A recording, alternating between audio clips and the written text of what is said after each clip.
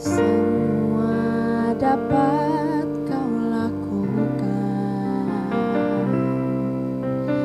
apa yang kelihatan mustahil bagiku, itu sangat mungkin bagimu. Tak terbatas kuasa-Mu Tuhan. Semua dapat kau lakukan,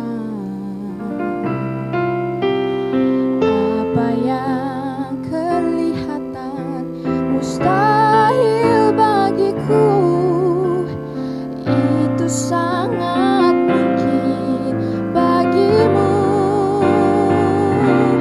Di saat ku tak berdaya, kuasa-Mu yang sempurna.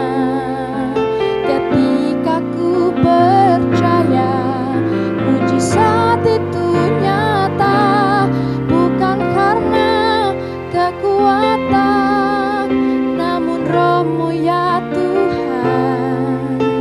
Ketika ku berdoa, mujizat itu nyata.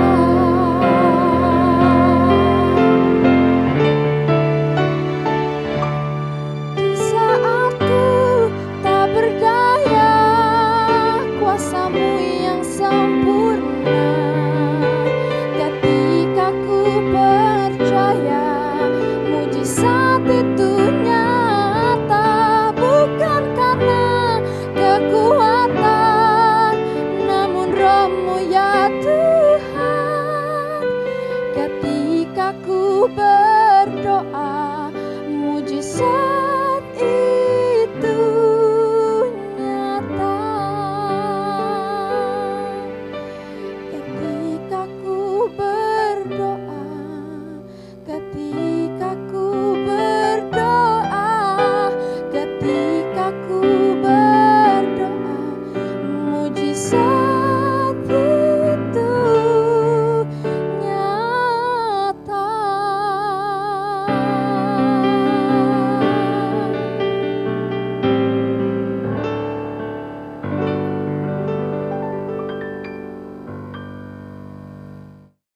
Shalom Bapak Ibu Saudara yang dikasihi oleh Tuhan, bagaimana kabarnya? Ya, tanpa terasa kita sudah sekitar 1 tahun lewat 1 bulan ada di dalam situasi pandemi COVID-19 ya, dan kita tetap ibadah di rumah saja. Saya mempercayai bahwa kita bisa melalui semua karena anugerah Tuhan. Semua oleh karena kasih setia Tuhan yang demikian luar biasa, yang masih tetap Dia nyatakan atas kehidupan kita. Oleh sebab itu layaklah untuk kita senantiasa mengucap syukur kepada Dia. Sebab kalau tanpa campur tangan Tuhan, ya kita tidak tahu akan menjadi seperti apa saat sekarang ini di dalam kehidupan kita. Ya Bapak Ibu Saudara dikasihi oleh Tuhan, ya saya akan terus melanjutkan apa yang menjadi proses kita berbicara tentang ya permulaan yang baru, khususnya berkaitan dengan bagaimana kita merubah mindset kita, pola pikir kita. Ya Bapak Ibu Saudara dikasihi oleh Tuhan, senang tidak senang, suka tidak suka, ya sedikit atau banyak, identitas kita itu pasti akan mempengaruhi pola pikir kita, ya, juga akan mempengaruhi tingkah laku kita. Ya, oleh sebab itu kita harus meyakinkan diri kita, tahu persis ya siapa diri kita di hadapan Tuhan. Berapa minggu yang lalu saya sudah menyampaikan tentang bagaimana kita tetap hidup ya di dalam identitas yang sudah Allah berikan di dalam hidup kita. Dan hari ini saya akan terus melanjutkan ya bagaimana identitas itu ya bisa mempengaruhi ya seluruh aspek kehidupan kita. Bapak Ibu Saudara dikasihi oleh Tuhan, ya firman Allah berkata bahwa manusia itu diciptakan serupa dan segambar dengan Allah. Oke. Nah, di dalam Kejadian 1 ayat yang ke 27 dan 28, kita akan melihat Kejadian 1 ayat 27 dan 28. Maka Allah menciptakan manusia itu menurut gambarnya. Menurut gambar Allah diciptakannya dia, laki-laki dan perempuan diciptakannya mereka. Ayat yang ke-28, Allah memberkati mereka, lalu Allah berfirman kepada mereka, beranak cuculah dan bertambah banyak, penuhilah bumi dan taklukkanlah itu, berkuasalah atas ikan-ikan di laut dan burung-burung di udara dan atas segala binatang yang merayap di bumi. Bapak Ibu Saudara yang kasih oleh Tuhan, bukankah sesuatu yang luar biasa dan istimewa ya ketika Allah menciptakan kita manusia ya dengan cara yang berbeda dibandingkan dengan Dia menciptakan ya alam semesta ini dan segala isinya. Karena apa? Karena manusia ya, firman Allah tadi berkata diciptakan ya menurut gambar dan rupa Allah. Kalau bahasa sederhananya ya, manusia diciptakan itu dengan benihnya Allah ya. Artinya apa? Apa yang ada di dalam kehidupan Allah, karakter-karakternya ya, itu seharusnya juga ada di dalam kehidupan kita ya, karena Allah membuatnya itu ya, manusia itu ya serupa dengan Allah itu sendiri. Nah, jadi sebenarnya Allah sudah menaruh satu identitas yang sangat jelas di dalam kehidupan manusia. Supaya apa? Karena Allah memberikan perintah kepada manusia ya. Ketika Allah menciptakan manusia itu ayat 28 dari Kejadian 1 ya, sudah jelas di sana Allah berkata, Allah memberkati mereka, Allah memberkati manusia, lalu Allah berfirman kepada mereka ya, beranak cuculah dan bertambah banyak. Artinya apa ya? Kalau di dalam bahasa Inggrisnya dikatakan be multiply and be fruitful ya. Artinya apa? Berbuah dan bermultiplikasi ya. Beranak cuculah dan bertambah banyak. Tujuannya apa? Supaya manusia itu bisa melipatkan gambar Allah yang ada di dalam kehidupan mereka ya. Kemudian dikatakan apa lagi ya? Penuhilah bumi dan taklukkanlah itu ya. Manusia punya tanggung jawab untuk menaklukkan. Kalau kita katakan kata takluk itu berarti apa? Kita mengalahkan ya. Semuanya itu takluk. Takluk itu tunduk ya kepada manusia. Karena manusia ya, sekali lagi ya, memiliki otoritas yang luar biasa yang Allah berikan atas kehidupan mereka, atas seluruh ciptaannya Allah ya. Nah, kemudian apalagi dikatakan di dalam Kejadian 28, selain menaklukkan itu ya, berkuasalah ya. Berkuasa atas apa? Atas ikan-ikan di laut dan burung-burung di udara dan atas segala binatang yang merayap di bumi. Artinya manusia harus berkuasa atas seluruh ciptaannya Allah ya. Jadi mereka menaklukkan dan mereka harus menguasai. Oke? Jadi jelas sekali ya, Tuhan memberikan sebuah kapasitas yang luar biasa ketika Dia menciptakan manusia. Nah, selayaknya kita sebagai ciptaannya Allah ya, kita sebagai manusia ini ya, berarti kita mewarisi apa yang sudah Allah berikan, Allah taruh ya di dalam ciptaan manusia yang pertama, yaitu Adam dan Hawa. Dan setiap kita ini adalah keturunan Adam dan Hawa ya. Benar Bapak Ibu Saudara semua? Kecuali kalau Bapak Ibu tidak percaya ya, Bapak Ibu lebih percaya kepada teorinya Darwin bahwa manusia berasal dari kera, dari monyet. Ya, itu berbeda. Tetapi saya mempercayai bahwa saya ciptaan Allah yang luar biasa. Nah, Bapak Ibu Saudara dikasih oleh Tuhan, kalau kita mengerti ya, ada sesuatu yang luar biasa yang Allah berikan di dalam kehidupan kita, seharusnya itu akan mempengaruhi pola pikir kita, akan mempengaruhi tingkah lakunya kita. Ya, tapi tidak bisa disalahkan.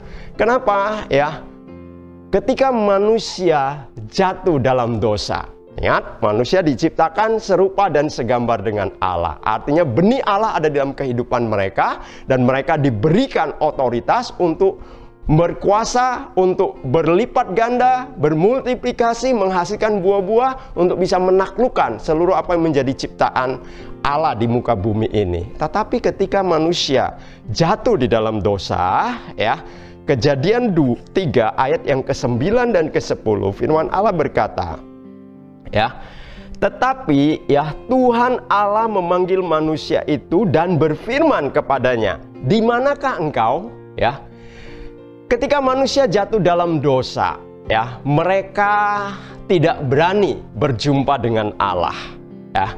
Padahal biasanya mereka selalu bisa berjumpa dengan Allah, ya. Sehingga Allah bertanya, "Di manakah engkau?" Ayat yang ke-10 dari Kejadian 3 tersebut, ia menjawab, "Ketika aku mendengar bahwa engkau ada di dalam taman ini, aku menjadi takut karena aku telanjang.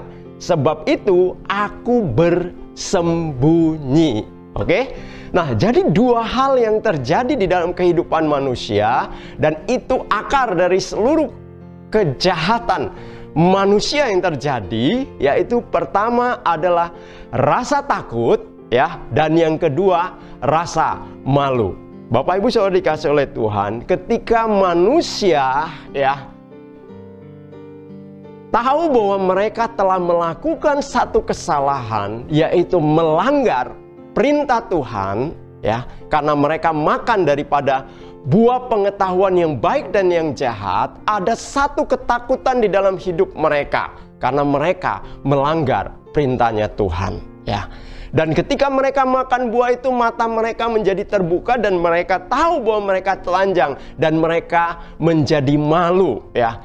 Ketakutan dan rasa malu itu, ya, membuat mereka menjadi tidak memiliki rasa percaya diri lagi, menghancurkan identitas yang ada di dalam kehidupan manusia yang sudah Allah berikan sejak awal sekali manusia itu diciptakan. Bapak Ibu Saudara yang dikasihi oleh Tuhan, rencana Allah tidak berhenti. Karena dari sejak semula ketika Allah sudah menyatakan itu, maka ini harus tergenapi di dalam kehidupan manusia. Allah menggunakan berbagai macam cara untuk bisa mengembalikan kembali, ya, identitas yang ada di dalam kehidupan mereka yang telah dihancurkan akibat kejatuhan manusia dalam dosa, lalu dimanfaatkan oleh iblis untuk memanipulasi, mengintimidasi, ya, bahkan mengsabotase sesuatu yang benar di dalam kehidupan manusia, ya. Contoh di dalam Perjanjian Lama kita bisa melihat, ya, ketika Allah sudah memberikan janji kepada Abraham, Ishak dan Yakub bahwa mereka akan menjadi bangsa yang besar, ya, dan mereka akan menjadi berkat, ya, bagi banyak orang, menjadi berkat bagi bangsa-bangsa yang lain, ya. Lalu di dalam perjalanan mereka, keturunan-keturunan mereka, ketika mereka pindah ke Mesir, lalu mereka hidup di Mesir semenjak zamannya Yakub, ya, kepada keturunan-keturunan berikutnya, ya. Mereka ada di Mesir, lalu mereka menjadi budak di sana, ya. Mereka hidup di dalam tekanan, mereka hidup di dalam intimidasi, mereka hidup di dalam ketidakberhargaan, dan mereka diperlakukan dengan cara yang tidak benar, ya. Akhirnya selama 430 tahun mereka ada di tanah Mesir tersebut telah membentuk pola pikir mereka bahwa mereka adalah orang-orang yang tertindas. Tidak ada keyakinan lagi di dalam kehidupan mereka, tidak ada lagi satu kepercayaan bahwa mereka akan menjadi bangsa yang besar, bahwa mereka akan menjadi umat yang memberkati bangsa-bangsa yang lainnya. Karena kenyataannya 430 tahun mereka hidup di dalam perbudakan. Tetapi Tuhan ingin mengembalikan posisi mereka. Tuhan ingin mengembalikan, ya, identitas yang benar di dalam kehidupan mereka. Sehingga ketika Allah membawa keluar bangsa Israel dari tanah Mesir, ya, di dalam kitab Keluaran, ya, Keluaran 12 ayat yang ke-40-41, ya, Bapak Ibu Saudara bisa melihat Keluaran 12 ayat 40-41 yang saya sudah sampaikan, ya, berapa minggu yang lalu, ya. Dikatakan lamanya orang Israel diam di Mesir adalah 430 tahun. Bayangkan, kita dijajah oleh Belanda, bangsa Indonesia dijajah oleh Belanda itu selama 350 tahun, 3,5 abad. Kalau mereka tinggal di tanah Mesir, artinya diperbudak di Mesir selama 4,3 abad. Kita yang 3,5 abad, 350 tahun dijajah, itu juga sudah membentuk ya pola hidup kita sebagai orang yang mungkin tidak punya keyakinan, minder ya, karena selama 350 tahun dijajah, tidak bisa melakukan apa-apa ya. Tetapi kemerdekaan telah membuat kita bangkit kembali, yang memberikan identitas yang benar bahwa kita ini adalah bangsa yang besar, bangsa yang luar biasa, bangsa yang dikasih oleh Tuhan, dan ini memberikan keyakinan dalam hidup kita. Tetapi itu melalui proses yang cukup panjang ya. Mungkin sampai hari ini ya ada orang-orang juga masih merasa minder ya, oleh karena apa? Sudah dibawa dari zaman dahulu sampai sekarang ini. Nah, orang Israel 4,3 abad ya, 430 tahun tentunya sudah membentuk pola pikir mereka bahwa mereka adalah bangsa yang tertindas, mereka tidak punya keyakinan diri lagi, mereka tidak lagi mengerti identitas sebenarnya di dalam kehidupan mereka itu apa ya. Mereka sudah melupakan apa yang sudah Tuhan janjikan kepada nenek moyang mereka. Nah, makanya ayat 41 dikatakan apa? Sesudah lewat 430 tahun, tepat pada hari itu juga, ya, keluarlah segala pasukan Tuhan dari tanah Mesir. Lihat, Tuhan coba untuk mengembalikan pikiran mereka, ya, bahwa mereka orang yang tidak bisa berbuat apa-apa, bahwa mereka adalah orang yang tertindas, ya, menjadi sesuatu yang berubah dari budak, ya, menjadi pasukannya Tuhan. Bukankah sesuatu yang luar biasa? Orang yang tidak bisa berbuat apa-apa sekarang menjadi orang yang bisa melakukan sesuatu yang besar karena mereka disebut pasukannya Tuhan. Ya, tentara kalau ada di Kopassus saja mereka udah bangga sekali, ya. Pasti sesuatu apa ya? Hal yang luar biasa kalau bisa ada di dalam pasukan khusus ya. Nah, ini bukan hanya Kopassus tapi dikatakan pasukan Tuhan ya. Lebih istimewa lagi karena panglimanya adalah Allah itu sendiri, Tuhan itu sendiri. Tetapi ya ini tidak merubah ya pola pikir mereka, oleh karena mereka tetap hidup di dalam identitas lama mereka. Sehingga ketika kesulitan-kesulitan terjadi di dalam perjalanan, ya mereka sudah mulai mengeluh, mereka sudah mulai melihat bahwa mereka memang tidak sanggup, mereka gampang menyerah, mereka gampang putus asa, bahkan kalah sebelum berperang. Ya, ingat, Tuhan sudah menjanjikan kepada mereka, ya. Kalau Bapak Ibu Saudara baca ya di dalam kitab Ulangan ya, Ulangan pasalnya yang pertama, ya ayat yang ke-19 mulai. Kemudian kita berangkat dari Horeb dan berjalan melalui segenap padang gurun yang besar dan dahsyat yang telah kamu lihat itu, ya, ke arah pegunungan orang Amori seperti yang diperintahkan kepada kita oleh Tuhan Allah kita. Lalu kita sampai ke Kades Barnea, perbatasan untuk memasuki ya tanah perjanjian. Ayat 20 dikatakan, ketika itu aku berkata kepadamu, kamu sudah sampai ke pegunungan orang Amori yang diberikan kepada kita oleh Tuhan Allah kita. Ketahuilah, Tuhan Allahmu telah menyerahkan negeri itu kepadamu. Majulah, dudukilah seperti yang difirmankan kepadamu oleh Tuhan Allah nenek moyangmu. Janganlah takut dan janganlah patah hati. Sebenarnya sudah jelas Allah katakan ya, dudukilah ya, Tuhan sudah memberikan negeri itu kepadamu ya. Tapi apa yang terjadi Bapak Ibu yang dikasih oleh Tuhan ya? Mereka ya memberikan usul yang kelihatannya sangat bijaksana. Usulnya apa ya? Lalu kamu sekalian mendekati aku dan berkata, ayat yang ke-22, marilah kita menyuruh beberapa orang mendahului kita untuk menyelidiki negeri itu ya, bagi kita dan membawa kabar kepada kita tentang jalan yang akan kita lalui dan tentang kota-kota yang akan kita datangi ya. Nasihatnya kelihatannya luar biasa. Ya, selidiki dulu, ya, cari tahu dulu. Setelah itu kita baru atur strategi. Harus seperti apa? Ya, baru kita menyerang atau kita duduki. Ya. Bapak Ibu Saudara yang dikasihi oleh Tuhan, ya. Mungkin kadang di dalam kehidupan kita Tuhan sudah memberikan sesuatu yang sangat jelas kepada kita. Ya. Tuhan sudah berkata kepada kita, mungkin engkau adalah pribadi yang luar biasa, ya, engkau punya potensi yang luar biasa, engkau bisa melakukan ini, engkau bisa melakukan itu karena Tuhan menyertai engkau bisa melewati situasi-situasimu karena Tuhan memberikan kekuatan kepada engkau. Ya, kalau selama ini di tengah-tengah situasi COVID ini, ya, engkau tetap bisa melalui selama 1 tahun lebih. Bukankah Tuhan itu luar biasa? Kalau bukan karena penjagaan dan pemeliharaan Tuhan, kira-kira mungkin nggak engkau tetap menjadi seperti itu? Tetapi kadang pikiran manusia kita, ya, selalu berkata lain. Kadang selalu bertentangan dengan apa yang Allah kehendaki di atas kehidupan kita. Ya, kita mungkin mulai mengeluh. Buktinya sampai sekarang, ya, saya tetap ada di dalam kesulitan, saya tetap ada di dalam situasi yang tidak mudah, saya harus berjuang, ya, saya harus ini dan harus itu, ya, ini tidak bisa bayar, itu mungkin ada tunggakan, ya. Lalu mulai meragukan, ya, apa yang Tuhan janjikan atas kehidupan kita.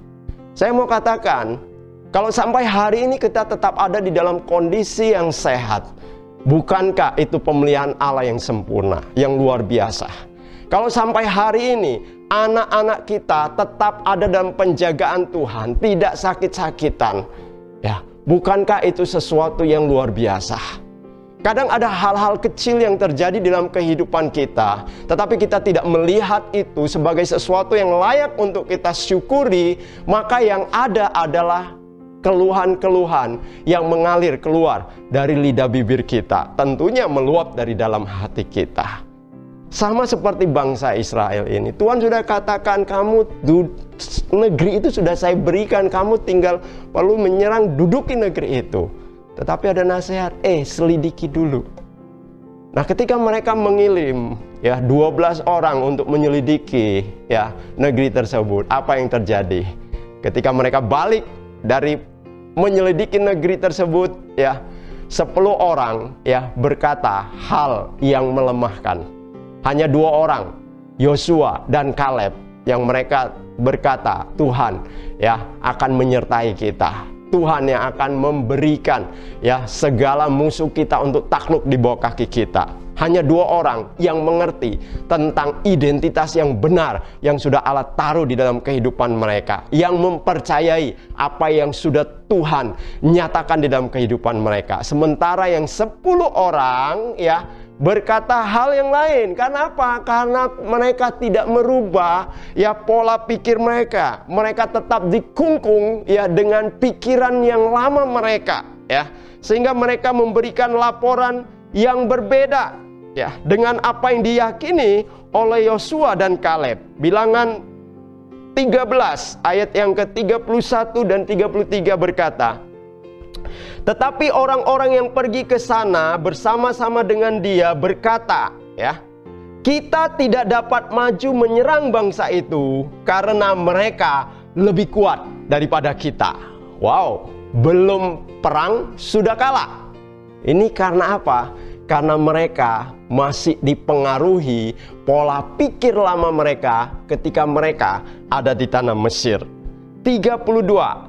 Juga mereka menyampaikan kepada orang Israel kabar busuk tentang negeri yang diintai mereka dengan berkata, negeri yang telah kami lalui untuk diintai adalah suatu negeri yang memakan penduduknya, dan semua orang yang kami lihat di sana adalah orang-orang yang tinggi-tinggi perawakannya. Juga kami lihat di sana orang-orang raksasa, orang enak yang berasal dari orang-orang raksasa, dan kami lihat diri kami seperti belalang, demikian juga mereka terhadap kami. Lihat, orang-orang yang tidak mengerti identitas mereka, ya, mereka akan lihat diri mereka itu kecil di hadapan musuh-musuhnya. Padahal, ya, Allah dari awal sudah berkata, mereka itu adalah pasukannya Tuhan. Lalu Allah meneguhkan lagi bahwa negeri yang ada di depan mata mereka itu sudah Allah berikan kepada mereka. Tetapi karena mereka tidak berani ya untuk memiliki pola pikir yang lama, melihat diri mereka seperti Tuhan mengaruhkannya atas mereka, mereka melihat bahwa mereka adalah orang-orang yang tidak mampu.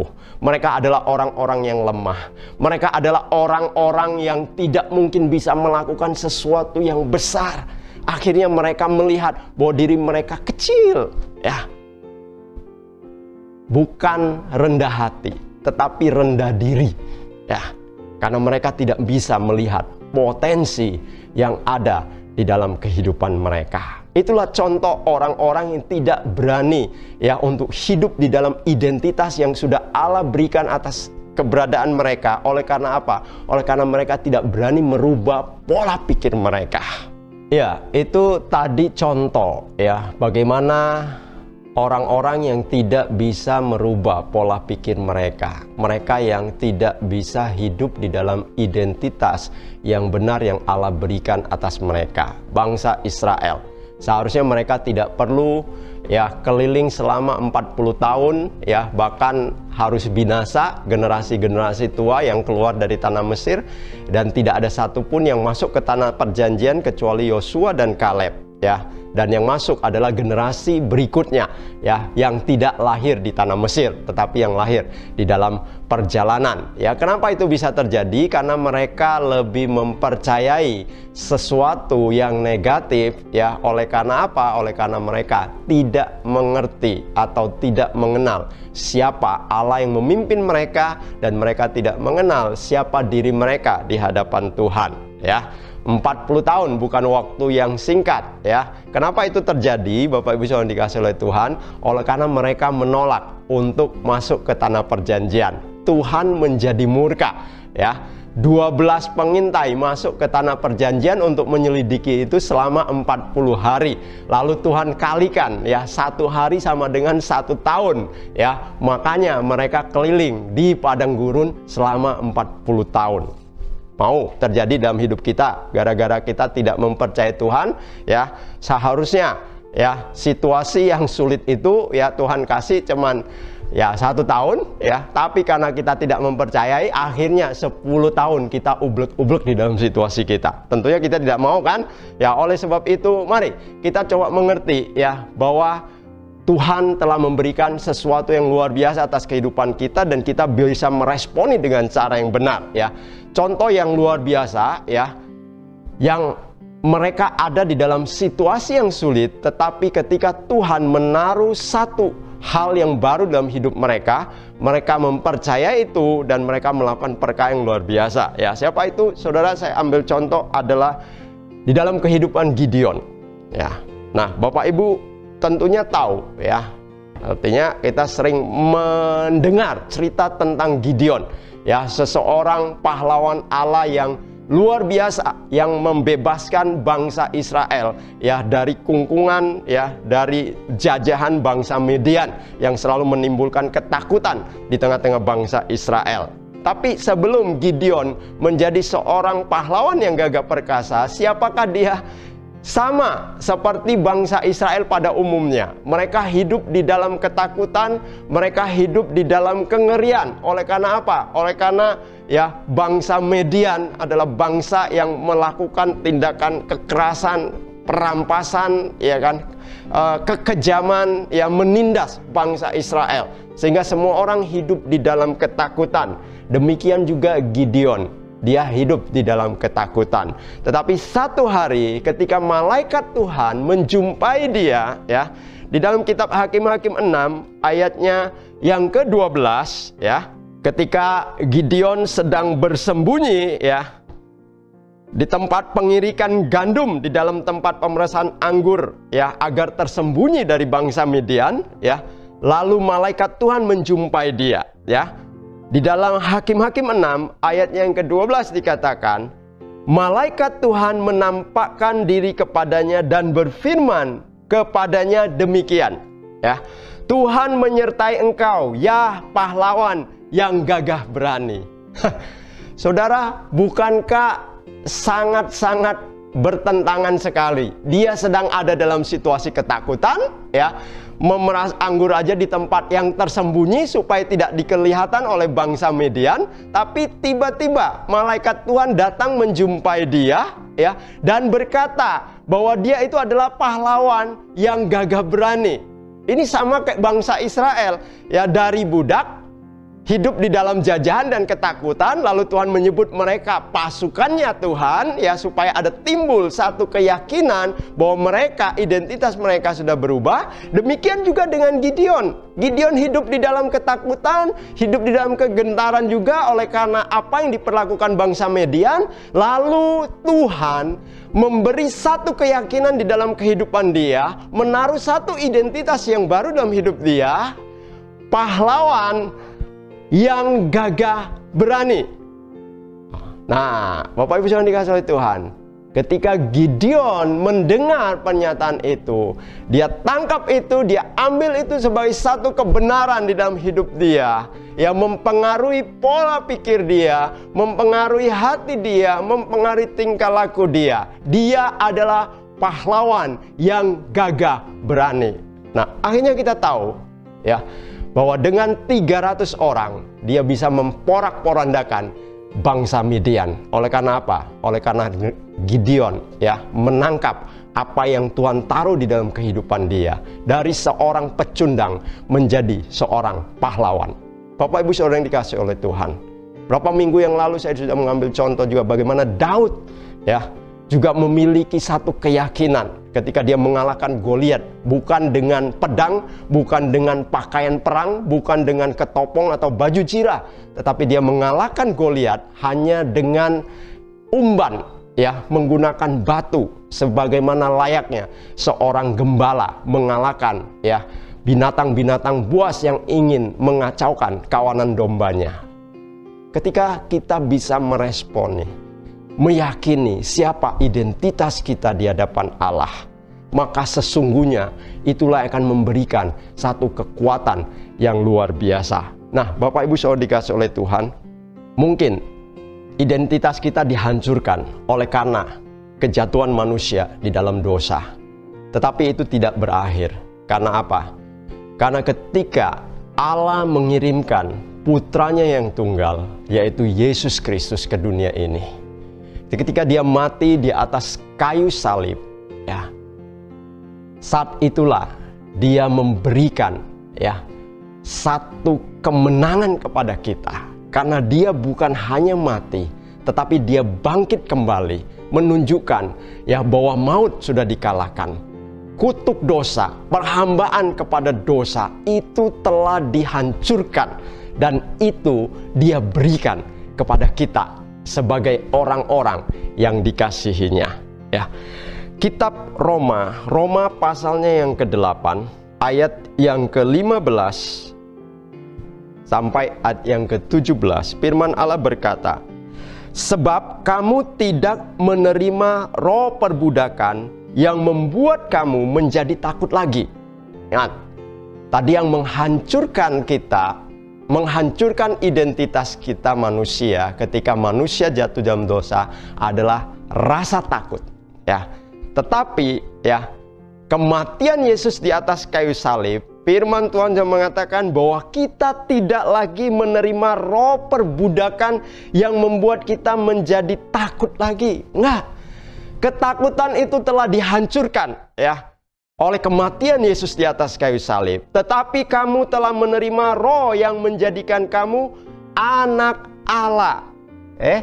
Oleh roh itu kita berseru, "Ya Aba, ya Bapa." Bukankah sesuatu yang luar biasa? Tadi kita hidup di dalam ketakutan oleh karena kita merasa, ya, manusia merasa mereka telah melanggar firman, mereka telah melakukan dosa. Tetapi itu telah diselesaikan, dihancurkan. Tidak lagi menerima roh ketakutan. Kita telah menjadi anak-anak Allah. Dan kita boleh memanggil, ya, Allah kita itu, ya Allah, ya Bapa, ya. Bukankah sesuatu yang luar biasa? Satu identitas yang baru diberikan kepada kita yang percaya kepadanya. kita ini adalah anak-anaknya Allah. Ayat yang ke-16, roh itu bersaksi bersama-sama dengan roh kita bahwa kita adalah anak-anak Allah. Ayat yang ke-17, dan jika kita adalah anak, lihat Bapak Ibu Saudara dikasih Tuhan, jika kita adalah anak maka kita juga adalah ahli waris, ya. Maksudnya orang-orang yang berhak menerima janji-janji Allah yang akan menerimanya bersama-sama dengan Kristus, yaitu jika kita menderita bersama-sama dengan Dia, supaya kita juga dipermuliakan bersama-sama dengan Dia, ya. Kita bukan hanya menerima satu identitas yang baru di dalam hidup kita, tetapi kita juga menerima apa yang dijanjikan oleh Allah kepada kita. Ya, karena kita ini anak, maka kita berhak untuk menerima warisan yang Allah wariskan kepada kita.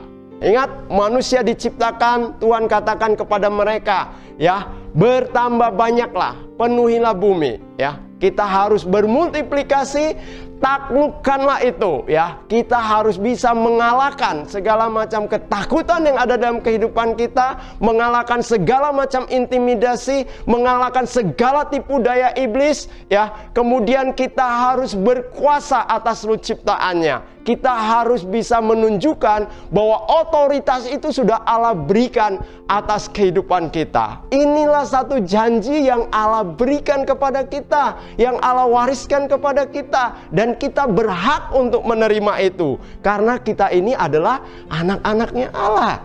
Bapak Ibu Saudara dikasih oleh Tuhan, bukankah itu sesuatu yang sangat luar biasa? Nah, jadi hari ini, ya, apapun situasi dan keadaan kita, kita harus melihat diri kita seperti apa yang firman sudah nyatakan kepada kita. Apa yang sudah firman, ya, beritakan kepada kita. Jangan izinkan hal-hal yang lain berusaha untuk mensabotase, mengambil alih sesuatu yang sudah sesuatu yang sudah pasti, yang sudah Allah taruh atas kehidupan kita. Apa yang sudah Dia rencanakan dari sejak awal itu, Dia mau kembalikan lagi, ya, kepada kita. Dengan cara apa? Dia memberikan satu identitas yang benar atas hidup kita. Makanya kita harus hidup di dalam identitas itu, supaya apa yang telah Dia janjikan, apa yang telah Dia firmankan atas keberadaan kita, itu benar-benar bisa tergenapi atas kehidupan kita. Ya, sering mungkin kita menjadi lupa, atau kita dengan segala yang terjadi di sekitar kita, ya, dengan kenyataan-kenyataan yang ada, yang kita hadapi, itu yang membuat kita bisa melupakan, ya, siapa identitas kita di hadapan Allah kita, siapa identitas yang sudah Tuhan taruh di dalam kehidupan kita. Nah, untuk itu Bapak Ibu Saudara dikasih oleh Tuhan, bagaimana supaya kita bisa tetap menjaga, ya, bahwa kita tetap mengerti dan memegang, ya, identitas yang benar yang sudah Allah sematkan atau yang sudah Allah berikan di dalam kehidupan kita, ya. Di dalam Yesaya 41 ayat yang ke-10, ya, biarlah ini menjadi pegangan kita untuk kita meyakini bahwa apa yang sudah Tuhan nyatakan, apa yang sudah Tuhan berikan kepada kita, itu adalah sesuatu yang pasti dan ya dan amin, ya. Yesaya 41 ayat yang ke-10 dikatakan, janganlah takut, ya, sebab aku menyertai engkau. Janganlah bimbang, sebab aku ini Allahmu. Aku akan meneguhkan, bahkan akan menolong engkau. Aku akan memegang engkau dengan tangan kananku yang membawa kemenangan. Ketika ketakutan itu datang, ingat, Tuhan katakan jangan takut sebab aku menyertai engkau, ya. Ketika engkau mulai bimbang oleh karena situasi yang terjadi tidak sesuai dengan apa yang engkau terima dari Allahmu, Tuhan katakan jangan bimbang, ya, sebab aku ini Allahmu. Artinya kalau Allah yang sudah berjanji, Dia pasti akan menepati. Dia bukanlah Allah yang ingkar janji, ya. Bahkan Dia akan meneguhkan, ya, segala apa yang sudah Dia katakan, dan, ya, akan menolong engkau, ya. Dengan apa, ya? dengan dia memegang engkau dengan tangan kanannya dan memberikan kemenangan kepada engkau. Jadi jangan pernah meragukan sesuatu yang sudah Allah berikan atas kehidupan kita. Identitas yang sudah Allah sematkan di dalam diri kita. Kita ini adalah anak-anak Allah. Kita ini adalah ahli waris terhadap janji-janji yang sudah Allah berikan. Dan waktunya kita akan menerimanya bersama-sama dengan Kristus, ya, yang adalah sulung di dalam kehidupan kita. Jadi Bapak Ibu Saudara yang dikasihi oleh Tuhan, apa yang terjadi dengan kehidupan Gideon, apa yang terjadi dalam kehidupan Daud, biarlah itu sesuatu yang menguatkan kita bahwa ketika kita memegang identitas yang benar dalam hidup kita, itu akan merubahkan seluruh keberadaan kita, pola pikir kita dan tingkah laku kita. Tetapi ketika kita tetap dikungkung dengan identitas lama kita sebagai manusia yang berdosa, maka kita akan sama seperti bangsa Israel yang akan terus berputar-putar di padang gurun selama 40 tahun dan tidak pernah menerima apa yang menjadi janji-janji Allah. Oleh sebab itu, mari saya mau kuatkan setiap Bapak Ibu yang dikasihi oleh Tuhan di tengah-tengah situasi pandemi ini. Justru ini yang akan menjadi kondisi yang bisa semakin menguatkan kita bahwa Allah kita adalah Allah yang luar biasa atas keberadaan kita. Bapak Ibu yang dikasihi oleh Tuhan, selesai dari khotbah saya hari ini, ada beberapa pertanyaan yang kita bisa diskusikan bersama-sama, ya. Saya berdoa biarlah ketika kita mendiskusikan ini boleh membawa kita untuk sungguh-sungguh melihat, bahkan bisa meneguhkan kita melalui teman-teman yang lainnya, ya, dan membawa keyakinan, ya, bahwa sesungguhnya apa yang Tuhan lakukan atas kehidupan kita adalah sesuatu yang sangat-sangat luar biasa sekali. Oleh sebab itu, ya, tetap semangat dan tetap menjadi berkat. Sehat selalu, Tuhan Yesus memberkati kita semua.